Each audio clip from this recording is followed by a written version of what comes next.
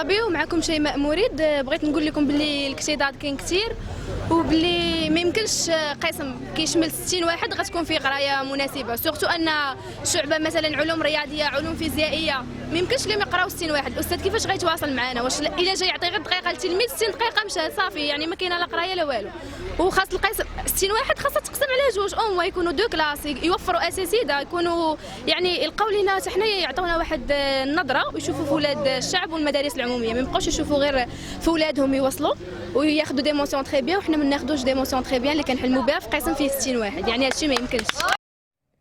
اذا عجبكم الفيديو ما تنسوش تابوناو معنا في لاشين ميديا لايف على اليوتيوب وتبارطاجيو الفيديو مع صحابكم وديروا جيم، وما فيها باس اذا خليتيو شي تعليق تعبروا فيه على ارائكم اقتراحاتكم وحتى انتقاداتكم.